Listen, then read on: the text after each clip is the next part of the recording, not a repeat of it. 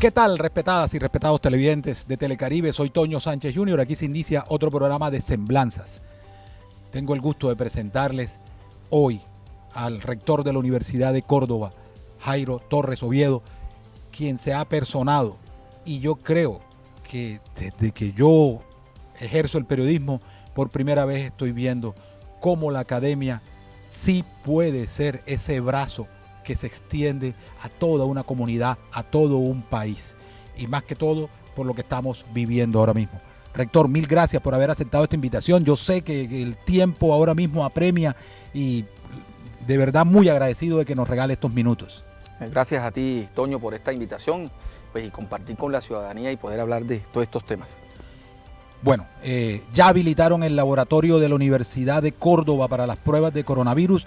¿Usted nos puede decir cómo fue todo ese procedimiento? Sí, Toño, a ver, primero que todo decir que nosotros tenemos un laboratorio que es el Instituto de Investigaciones Biológicas del Trópico. Es un instituto que tiene experticia y manejo científico en todo lo que tiene que ver con virus.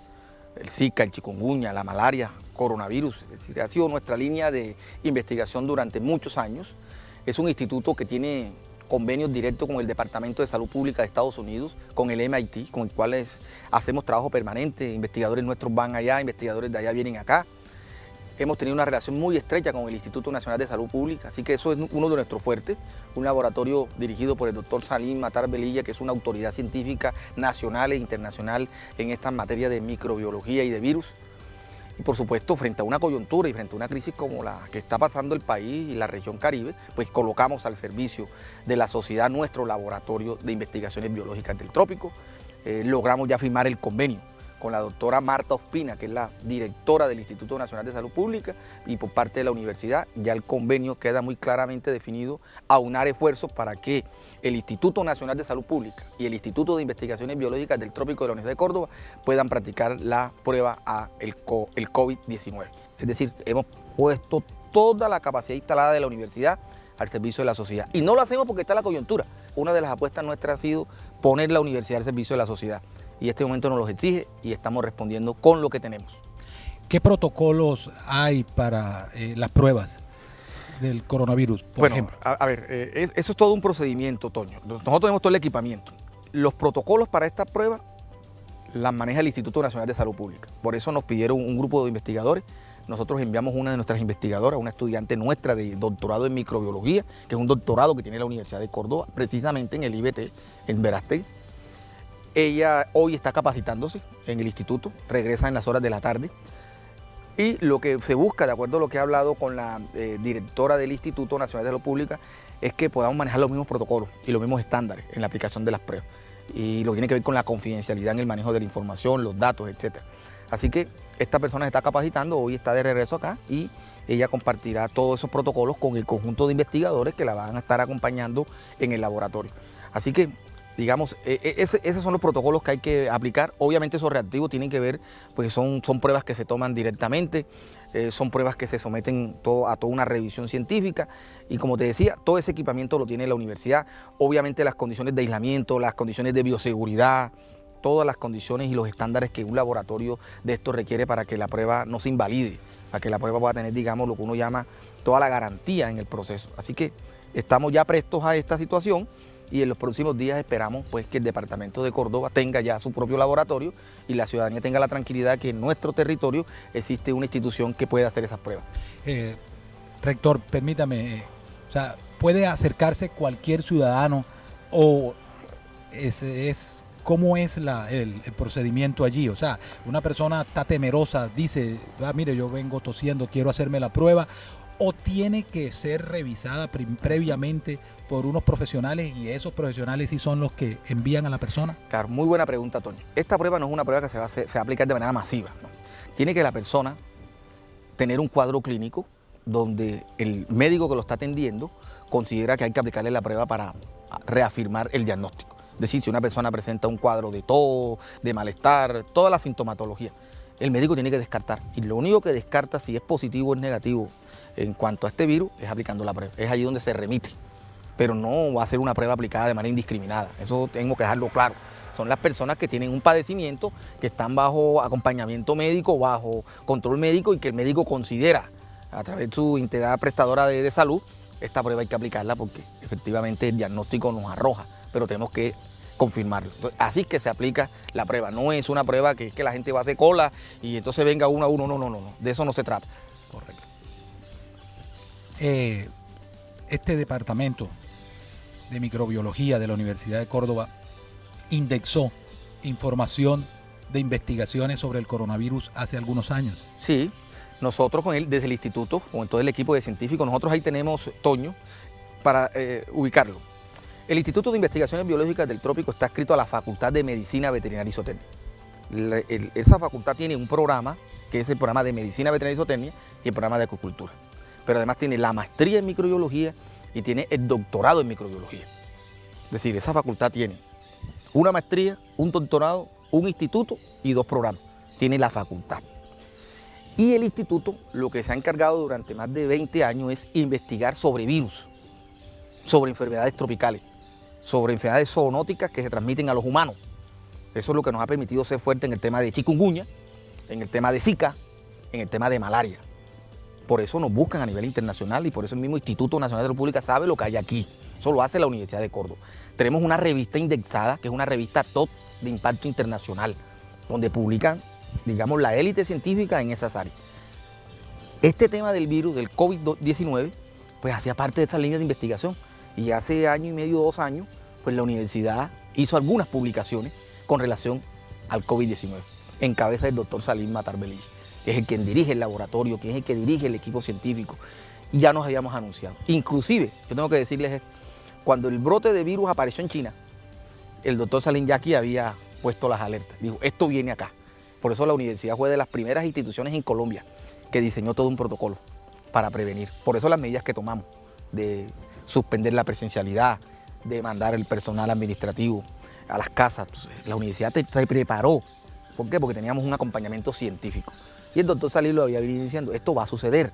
Hay que aislar a la gente. No existe un medicamento, no existe una vacuna.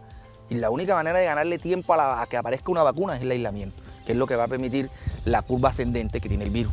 ¿Cómo? Rompiendo esa curva ascendente con el aislamiento social, que fue la medida que el presidente tomó de mandar a todos los colombianos a su casa de manera obligatoria para contener la propagación del virus. Así que la universidad no es ajena a esto, aquí hay gente que sabe del tema y por eso nos adelantamos a todos estos procesos y por eso hoy estamos diciendo, tenemos un laboratorio que puede hacer la prueba. Rector, ¿usted cree que nos cogieron, nos sorprendió esto? ¿No estábamos preparados? O sea, yo sé que la respuesta viniendo de un rector puede tener ciertas implicaciones, pero no quiero incomodarlo con esto, pero ¿usted cree que no estábamos, que no le pusimos la seriedad que necesitaba? A ver, Toño, y yo sobre eso he venido haciendo algunas reflexiones en algunos medios, haciendo reflexiones de opinión. Pues, digamos, mi formación como filósofo me permite a mí tener, digamos, una lectura y una reflexión permanente de los fenómenos.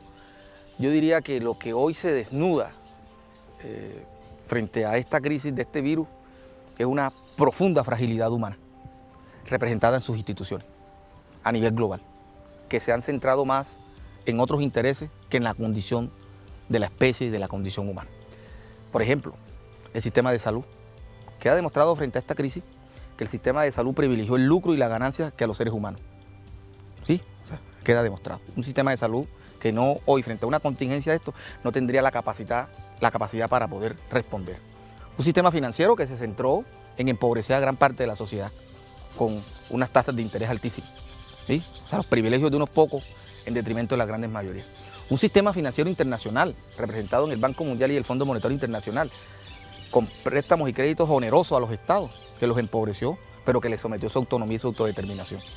Es decir, lo que estamos en presencia es de una institucionalidad, tanto de los estados como a nivel global, donde el humano no ha sido lo prioritario. Hoy, cuando es lo humano lo que está en crisis, lo que develamos es esto. Yo he visto todos los análisis sobre el COVID-19 y se ha centrado en lo médico, en lo científico. Pero, Toño, no se ha hecho el análisis social. En Colombia el 50% de la población vive de la informalidad, economía de rebusca, del día a día, en mototaxi, el señor que vende en la tienda, etc. Y en Córdoba, este departamento, más de 1 millón de personas, de 1.700.000, viven en pobreza extrema. Lo que desnuda esta crisis es para qué están estas instituciones. Pero yo lo que pienso es que seguramente el mundo luego de esta crisis seguirá siendo el mismo, pero la forma de pensarlo y de percibirlo tiene que ser diferente. Y esto tiene que obligar a que el orden social, su dirigencia y sus instituciones se repiensen también, en función de que aquí hay que construir un orden mucho mejor al que tenemos, porque eso es lo que se visibiliza, por lo menos la lectura que yo hago en este momento. Sí, se han establecido planes de choque económico, eso no es suficiente. Durante 20 días usted va a tener su gente en su casa. ¿De qué va a vivir mucha gente? Que tiene sus hijos, van a estar encerrados, ¿de qué van a vivir? ¿Cómo van a sobrevivir? Entonces, aquí hay un drama social.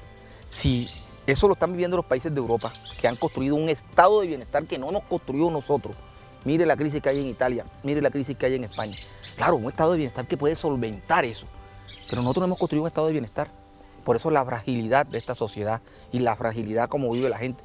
Entonces, esto también requiere un análisis. Yo creo que este es un momento donde las crisis tienen que ayudarnos a ser mejor. Como decía Gramsci, las crisis consisten en que lo viejo está muriendo y lo nuevo está por nacer. Ojalá que nazca un nuevo orden social, distinto al que hemos tenido.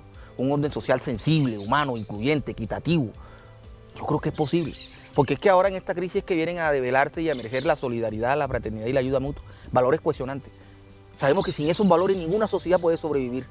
Ninguna sociedad sin esos valores puede convertirse en una civilización. Hoy, en los momentos de crisis y en esta coyuntura es que el discurso aflora. Es que tenemos que ser solidarios. ¿Y por qué las instituciones no han sido solidarias? ¿Y por qué el sistema financiero no ha sido solidario? ¿Y por qué las instituciones de salud no han sido solidarias? ¿Y por qué las instituciones políticas no han sido solidarias? ¿Y por qué no hemos construido un orden social solidario? ¿Sí? Y esto no se requiere de ideología, es simplemente el sentido común, lo que la realidad hoy nos muestra. Entonces la reflexión tiene que ser esa, de cómo a partir de esta crisis transformamos y de cómo a partir de esta crisis podemos cambiar el orden social que hemos construido, no solamente en Colombia, sino a nivel internacional.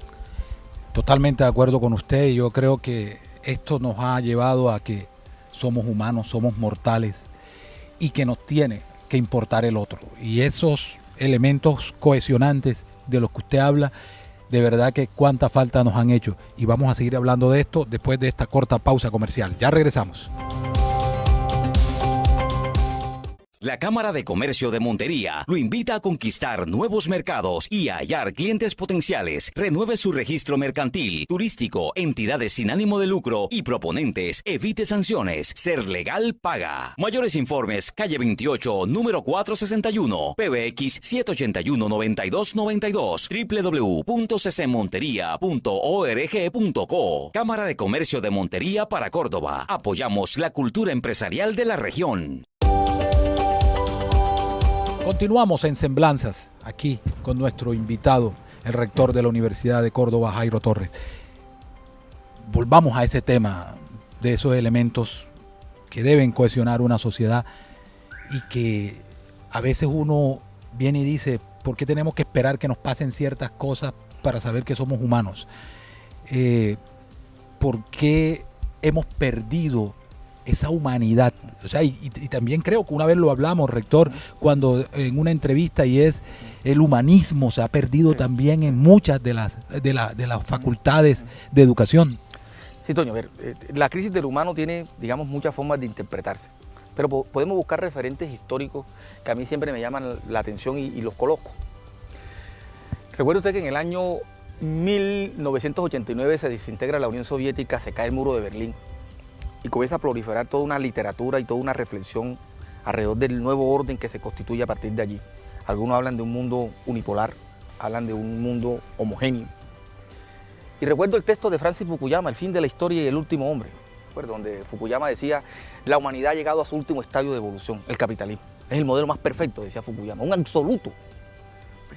Y esa fue el gran paradigma de Fukuyama en ese momento que se comenzó a discutir. Precisamente ese orden es lo que hoy está en crisis. Que la humanidad tiene que pensarse todos los días y tiene que recrearse nuevos modelos, ¿sí?, donde el humano sea el centro, ¿sí? Entonces, ese nuevo orden mundial que se constituyó a partir del año 1990, ¿qué privilegió? Privilegió el lucro, privilegió la ganancia, el hedonismo, el narcisismo y el nuevo mecanismo de enajenación ya no eran las ideologías políticas. El nuevo mecanismo de enajenación era el mercado, el que más tenía, el que más poseía. Entonces, la competencia era por la riqueza. Eso insensibilizó al ser humano. Esas formas de enajenación centradas en lo material nos deshumanizó, nos insensibilizó. Y esto que hoy está pasando en la humanidad lo que muestra es eso. Sí, un mundo profundamente cada vez más inequitativo, más desigual. Entonces, yo siempre en esta lectura hago estas reflexiones para decir que aquí no se trata de ideología ni de militancias políticas. Así se trata de ver la realidad social. Y esa realidad social nos indica que esto no ha sido bien organizado, que esto no ha sido bien tejido. Entonces, el mundo tiene que repensarse, las instituciones tienen que repensarse. Y en ese repensar, el centro tiene que ser el ser humano. Es un nuevo humanismo, recuperar la condición humana. Y recuperar esa condición humana es volver, Toño, a hablar de esos valores cohesionantes, hablar de la solidaridad. Sin la solidaridad ninguna sociedad es posible. Y la solidaridad es que yo no puedo ser indiferente frente al otro. O como diría Levinas, me coloco en los zapatos del otro, me reflejo en el rostro del otro. Esta materialización de la sociedad nos desvincula, nos fragmenta, nos atomiza, nos individualiza. Y al insensibilizarnos se rompe la solidaridad como valor cohesionante, se pierde la ayuda mutua, la posibilidad de cooperar con el otro, de ser solidario con el otro y la fraternidad. Todos esos valores que son los que nos humanizan son los que hoy están en crisis. Y lo que está pasando con el coronavirus, este virus nos doblega y nos dice, miren lo frágiles que son como humanidad, miren lo frágiles que son su condición humana, porque nos las está desnudando, está mostrando nuestras propias miserias. Y es frente a eso donde tenemos que enrumbar el camino. La humanidad todavía tiene posibilidades. Tenemos que repensar esta sociedad en conjunto. Como te decía, cómo poder construir órdenes diferentes. Inclusive, cuando te decía el Fondo Monetario Internacional y el Banco Mundial, la misma industria farmacéutica. ¿Será que seguiremos produciendo medicamentos solamente para quien tenga poder adquisitivo? Cuando hoy nosotros sabemos que se pueden erradicar muchas enfermedades del planeta y la industria farmacéutica lo puede producir, pero prima el lucro, por encima de la vida de la gente. Entonces, ¿qué orden social hemos construido? O los estados se unen para hacer bloqueos económicos y para asfixiar financieramente a otros estados. ¿Y por qué no hay solidaridad entre los estados para combatir en conjunto algo que amenaza la supervivencia de la especie sobre la Tierra? Entonces, digamos, claro que esto tiene inmensas reflexiones y en todas ellas lo que mostramos es nuestra gran fragilidad como seres humanos y la amenaza que tiene esta humanidad de poder sobrevivir. El discurso del cambio climático. Todavía algunos consideran que eso es mito o eso es una narrativa descontextualizada. Estamos destruyendo, como dice el Papa, la casa común, que es este planeta, y lo estamos haciendo poco a poco. Hoy está este virus, no sabemos que mañana pueda aparecer otro virus, quizás mucho más letal que este. Y mire este virus en las condiciones que nos ha colocado. Le voy a preguntar al filósofo, ¿qué discurso construir para llegarle a la gente? Y muchas veces se nos dice, no te preguntes por qué pasó, pregúntate para qué pasó. O sea, ¿para qué está pasando? ¿Cuál debería ser nuestra actitud de aquí en adelante? La sensatez, Toño, frente a las crisis es tener la mayor conciencia posible, porque las crisis nos deben llevar a una reflexión de lo que somos realmente y mostrarnos nuestra propia naturaleza. Yo creo que esa es la oportunidad de la crisis. O sea, las crisis son grandes desafíos para nosotros, las crisis son grandes aprendizajes, pero el nivel de conciencia frente a las crisis es la manera como de aquí en adelante podemos cambiar nuestras conductas, nuestros comportamientos, la forma de relacionarnos con el otro, la forma como deben funcionar las instituciones. Es decir, para eso son las crisis.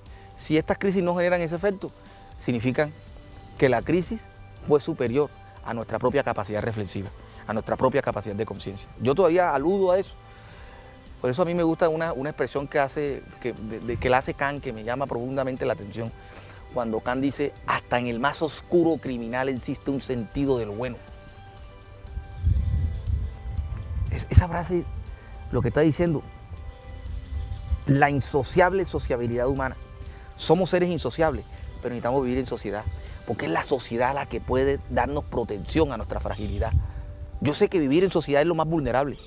Porque cuando uno vive en sociedad, pues la convivencia en última instancia depende de las voluntades individuales. Pero la sociedad tiene normas, tiene reglas, tiene conducta, tiene comportamiento. Y eso nos permite ser cada vez menos vulnerables socialmente. ¿Sí? Entonces, cuando pasan estas crisis lo que está reflejando es una inmensa vulnerabilidad. Entonces tenemos que, como sociedad en conjunto, tratar de cómo protegemos esa vulnerabilidad, cómo somos menos vulnerables frente a situaciones que puedan pasar más adelante en la sociedad. Obviamente, la generación suya y la generación mía, nuestra generación, en los próximos años cuando contemos esto, a las nuevas generaciones que aún no han nacido, quizás no nos van a creer. Porque estamos viviendo, esta generación, la suya y la mía, nuestra generación, viviendo lo que ninguna generación viva hoy puede contar que ha pasado en la Tierra. Que un virus haya doblegado. Esto parece las películas de ficción que hace 5 o 10 años atrás veíamos, cuando veíamos que en las películas de ficción todo quedaba solo y las calles solas y uno decía, eso es ficción. Pues hoy nosotros, eso que antes llamábamos ficción, se convirtió en realidad. Y usted y yo, nuestra generación está viviendo una crisis que cuando se la contemos a los que hoy no han nacido, nos van a decir que es mentira. Entonces, claro, estas son las reflexiones que deben crear la mayor conciencia colectiva. Pues claro que tenemos que aprender como humanidad. Yo creo que esto por algo pasó. Y en esto no soy determinista, ni soy mítico religioso, ni creo en la religiosidad. Porque también he pensado y siempre he creído que Dios es razón. Y a Dios hay que pensarlo racionalmente. A Dios no se le puede pensar desde la subjetividad solamente, ni de la religiosidad. A Dios se le piensa con la razón. Dios es razón. Yo creo que esta es una prueba para la humanidad, para que seamos más conscientes de lo que estamos haciendo y la manera como hemos convivido con los otros y con el entorno, para ver cómo rectificamos el rumbo. Maravilloso estas reflexiones, me encantan. Y de verdad que a veces uno, y yo lo he pensado con todo esto, o sea, ¿en qué momento dejó de importarnos el otro? O sea, yo le decía a algunos amigos hace días, o sea, la Montería que yo conozco hoy no fue la Montería donde yo nací. O sea, era una Montería donde tú conocías a tus vecinos, claro. A la primera persona a quien tú llamabas si tenías un inconveniente era tu vecino, sabías qué necesitaba tu vecino, qué no tenía y en qué lo ayudabas. Y no se trataba de ningún tipo de asistencialismo ni nada de eso, sino que nos importaba el otro. Claro. ¿En qué momento perdimos ese rumbo? Sí. En el momento que nos materializamos, Toño, en el momento en que cambiaron los referentes. ¿Sí? El profesor Gilles Lipovetsky, que es un filósofo francés, que tuve la oportunidad que fuera mi profesor en la Universidad Pontificia Bolivariana hace más de 10 años, cuando yo era estudiante de doctorado, escribió un libro muy importante que lo coloco como referencia. Él tiene varios libros, pero a mí me llaman la atención 2 libros de Gilles Lipovetsky. Uno que se llama La Era del Vacío y otro se llama El Imperio de lo Efímero. Y eso de la Era del Vacío, es decir, las nuevas formas de enajenación que surgieron en las últimas décadas en el mundo occidental, fue lo que nos desvirtuó el camino. Hoy la enajenación está alrededor de la tecnología, alrededor de lo material, o sea, menos la condición humana. O sea, lo que hoy se ha perdido profundamente es la sensibilidad. Y las nuevas generaciones, uno lo evidencia de esa manera. Y comparto con usted, yo también viví la generación de una Montería campechana, de una Montería donde la relación con el otro era directa, donde esos valores cohesionantes afloraban. Sí, esa es una Montería fraterna, amigable. Hoy todo eso se disolvió. Hoy lo que asistimos es una individualización y una atomización de la sociedad de manera permanente, donde la gente cada vez siente menos. ¿Sí? Eso es lo que nos tiene hoy en una situación de crisis. Pero como he dicho yo, Toño, creo que nunca es tarde para enderezar el rumbo. Creo que estamos a tiempo y es una responsabilidad de todos, sobre todo de las instituciones educativas. Lo que Habermas llama los sistemas culturales de acción. La educación es un papel fundamental. Nosotros siempre hablamos del discurso de la educación, pero se queda en el discurso. No hablamos de una educación como acción. Yo creo que estas nuevas generaciones requieren de una educación que los transforme, de una educación que los ponga a leer la realidad, que los ponga a dialogar con la realidad. Estas generaciones de hoy no están dialogando con la realidad, están dialogando consigo mismos, con sus propios egos y con sus propias subjetividades, que no están respondiendo a la realidad. Entonces hoy lo que necesitamos es un diálogo con la realidad. La realidad tiene muchas formas de lenguaje, entonces hay que dialogar con esas formas de lenguaje, que es la que nos van a permitir reencontrarnos nuevamente frente a la transformación que la sociedad necesita. Así que yo creo que aquí hay muchas cosas por decir y muchas cosas por hacer, pero tenemos que tener una lectura clara del momento en que estamos viviendo y yo creo que ese momento nos invita a la mayor sensatez y a la mayor racionalidad. Por eso le he dicho a la gente, esta crisis no la podemos asumir desde el miedo y desde el pánico. El peor enemigo en estos momentos es el miedo. Hay que asumirla con racionalidad y la racionalidad significa mi autocuidado. Si yo me cuido, lo cuido a usted. Si yo me cuido, cuido a los otros. Entonces lo que necesitamos es la mayor racionalidad posible que nos permita no solamente hacer esto que estoy diciendo, sino tener una reflexión de lo trascendente. Ya es hora que volvamos a pensar lo trascendente, de cómo nos pensamos como sociedad y cómo hacemos mejor esta sociedad. Y eso hace parte del ejercicio de cada uno de nosotros. Y aquí el papel importante de los medios y de todos los que de una u otra manera tenemos un liderazgo y algo que decirle a los otros. De verdad que tenemos que tener la conciencia de que tu suerte depende de lo que yo haga y la mía de lo que tú hagas. O sea, si yo me cuido, yo te cuido. Si tú te cuidas, tú me Claro. cuidas. O sea, y si no tenemos conciencia de que eso es así, no vamos a aplanar esa curva, no vamos a salir de eso. Así es, así es. Yo siempre coloco el ejemplo, la sociedad es como un tejido. Cuando usted teje, cuando hacen el trasmayo del pescador y mire cómo une un punto y el otro, así es la sociedad. Cada puntico de eso es una articulación social que cuando se rompe, rompe el todo. Entonces necesitamos, eso se llama cohesión. ¿Y qué es lo que define la cohesión? La solidaridad. Cuando usted me importa a mí, cuando usted es importante para mí, cuando el otro es importante para mí, cuando construimos ese vínculo en términos de solidaridad, hablamos de cohesión social, porque ahí dejamos de ser indiferentes, dejamos de ser individualistas, dejamos de ser insensibles, nos hacemos parte de un todo, porque el futuro de ese todo depende de las individualidades. Entonces ese es el verdadero análisis social y yo creo que esa crisis lo que nos invita es a hacer esa reflexión de que somos un todo constituido por partes y que de la responsabilidad que tengan las partes va a poder sobrevivir el todo. El rector de la Universidad de Córdoba, Jairo Torres, que nos ha acompañado hoy, y con qué finalidad con esto, de hacer estas reflexiones, de compartirlas con ustedes y de que la lección que queda es cuídate, que con eso te estás cuidando tú y me estás cuidando a mí. Y mi responsabilidad es cuidarme yo para cuidarte a ti. Rector, mil gracias por haber estado aquí con nosotros y por compartir estas reflexiones. Gracias a ti, Toño, y pues el mensaje a todos los que nos están viendo en este momento es, en conjunto vamos a enfrentar esto. De esta crisis tenemos que salir fortalecidos, ¿no? Como sociedad, como país, como humanidad. Y los grandes retos que vienen, como decía, seguramente el mundo seguirá siendo el mismo.